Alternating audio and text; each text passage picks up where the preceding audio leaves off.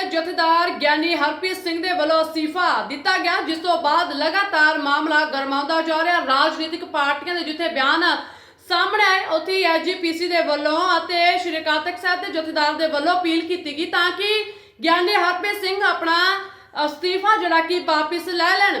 ਉੱਥੇ ਜੇਕਰ ਗੱਲ ਕੀਤੀ ਜਾਵੇ ਹਰਿਆਣਾ ਗੁਰਦੁਆਰਾ ਮੈਨੇਜਮੈਂਟ ਕਮੇਟੀ ਦੇ ਸਾਬਕਾ ਪ੍ਰਧਾਨ ਝਿੰਡਾ ਦੀ, ਤਾਂ ਉਹਨਾਂ ਦਾ ਵੀ ਬਿਆਨ ਸਾਹਮਣੇ ਆਇਆ, ਜਿਨ੍ਹਾਂ ਨੇ बीजेपी ਦਾ ਏਜੰਟ ਗਿਆਨੀ ਹਰਪ੍ਰੀਤ ਸਿੰਘ ਨੂੰ ਦੱਸਿਆ ਤੇ ਹੋਰ ਇਲਜ਼ਾਮ ਲਗਾਉਂਦੇ ਹੋਏ ਕਿਹਾ ਕਿ ਜਥੇਦਾਰ ਸਾਹਿਬ ਤਾਂ ਕਦੇ ਰੋਂਦੇ ਨਹੀਂ ਹੁੰਦੇ, ਪਰ ਉਹ ਜਥੇਦਾਰ ਨੇ ਜਿਹੜੇ ਕਿ ਜਥੇਦਾਰ ਹੋ ਕੇ ਰੋਏ ਨੇ। ਤਾਂ ਇਸ ਤੋਂ ਇਲਾਵਾ ਹੋਰ ਕੀ ਕੁਝ ਕਿਹਾ ਝਿੰਡਾ ਨੇ, ਤੁਸੀਂ ਖੁਦ ਇਸ ਟਾਈਮ ਜੀ ਵੇਖੋ, ਅਸੀਂ ਉਸ ਲੈਵਲ ਦੇ ਤੇ ਲੀਡਰ ਹੈ ਨਹੀਂ, ਬਾਕੀ ਕਿਸੇ ਜਥੇਦਾਰ ਵਿਰੁੱਧ ਜਾਂ ਕਿਸੇ ਲੀਡਰ ਪੰਜਾਬ ਦੇ ਵਿਰੁੱਧ ਉਹ ਮੈਂ ਸਮਝਦਾ ਵਾਂ ਕਿ ਉਹਨਾਂ ਦੀ आपसी लड़ाई है। हुण अकाली दल बादल दा अपना की नाम से अपना हाँ विरसा सिंह वलटोया वो इल्ज़ाम ला रहा है कि हरप्रीत जो है वो बीजेपी के हाथों में खेल रहा है, और उसने प्रूफ भी दिए। अमित शाह के साथ उसकी मीटिंगें हुई, और हम भुगतभोगी हैं। हम कैसे ना माने? जब हमने, आपको पता है, जब हमारी कमेटी नहीं बन रही थी, सरकार नहीं बना रही थी, तो हमने एक लिस्ट जारी की थी अपनी तरफ से। संघर्षशील जिन्होंने 22 साल संघर्ष किया, हमने वो कमेटी को गठित किया और कमेटी को नाम हमने अकाल तख्त भेजे, और इसी हरप्रीत जथेदार ने हमें कहा था कि हम अकाल तख्त की मोहर लगाएंगे आपकी कमेटी के ऊपर।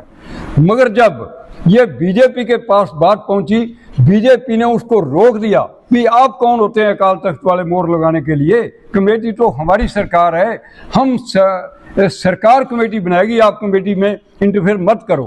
और उन्होंने अकाल तख्त पर कमेटी को रोकने के लिए हरप्रीत को यूज किया, इस जथेदार को। और जथेदार जो है, मेरे हिसाब से इसमें कोई दो राय नहीं, वो बीजेपी का एजेंट है, बीजेपी का आदमी है, और वो डर के मारे जो उसने बयानबाजी की है, उसको पता था कि मेरी पोल खुल चुकी है, मैं बीजेपी का एक गुलाम बन चुका हूँ, बीजेपी के कहने से मैं काम करता हूँ, और मुझे अब जथेदार से छुट्टी करवा देगा श्रोमणी गुरुद्वारा प्रबंधक कमेटी। वो पहले ही अपना दाव खेल गया, और पहले ही खुद कह दिया भी यदि हटाएंगे तो मेरी बेइज्जती होगी, मैं खुद इस्तीफा दे देता हूँ। और इस्तीफा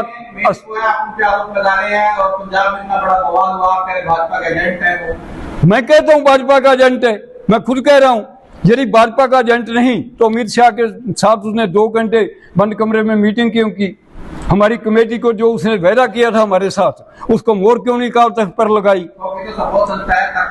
ऐसा ये सारी दुनिया जानती है कि वो बीजेपी के हाथों में खेल रहा है, और इसी वजह से अकाली दल बादल उसको हटाना चाहता था। वो भांप चुका था भी मेरी जथेदारी जा रही है, और वो गेम खेल गया। उनसे पहले ही, हटाने से पहले ही खुद ही इस्तीफा पेश कर दिया, और बाद में भावुक भाषण दे के ऊपर रो के। जथेदार कभी रोया करते हैं क्या? जथेदार तो वो थे जिन्होंने महाराजा रंजीत सिंह को भी कोड़े लगा दिए थे, और दरख्त से बांध कर कोड़े लगाए थे। वो जथेदार होते हैं क्या? जो जथेदार रो गया वो इतना कमजोर, हमें जथेदार चाहिए नहीं कौम का। हमें तो वो चाहिए जो सरकार से टकराया जाए, कोई सरकार हो, चाहे हर अपने काल तख्त की अपनी अहमियत रखने के लिए किसी से भी टकराना पड़े। ਤਾਂ ਦੇਖਿਆ ਜਾ ਰਿਹਾ ਜਿੱਥੇ ਗਿਆਨੀ ਹਰਪ੍ਰੀਤ ਸਿੰਘ ਦੇ ਹੱਕ ਦੇ ਵਿੱਚ ਬਹੁਤ ਜਾਣੇ ਨਿੱਤਰ ਕੇ ਸਾਹਮਣੇ ਆਏ। ਰਾਜਨੀਤਿਕ ਪਾਰਟੀਆਂ ਦੇ ਆਗੂ, ਚਾਹੇ ਨਿਹੰਗ ਸਿੰਘਾਂ ਦੀ ਗੱਲ ਕੀਤੀ ਜਾਵੇ ਜਾਂ ਹੋਰ ਆਗੂਆਂ ਦੀ ਗੱਲ ਕੀਤੀ ਜਾਵੇ, ਤਾਂ ਹਰ ਇੱਕ ਸ਼੍ਰੀ ਅਕਾਲ ਤਖਤ ਸਾਹਿਬ ਦੇ ਉੱਤੇ ਜਥੇਦਾਰ ਜਿਹੜੇ ਗਿਆਨੀ ਰਘਵੀਰ ਸਿੰਘ ਨੇ, ਤਾਂ ਉਹਨਾਂ ਨੇ ਵੀ ਅਸਤੀਫਾ ਲੈਣ ਦੀ ਗੱਲ ਕਹੀ ਗਈ ਹੈ, ਪਰ ਹਾਲੇ ਤੱਕ ਗਿਆਨੀ ਹਰਪ੍ਰੀਤ ਸਿੰਘ ਦਾ ਕੋਈ ਵਿਚਾਰ ਸਾਹਮਣੇ ਨਹੀਂ ਆ ਰਿਹਾ। Bureau report.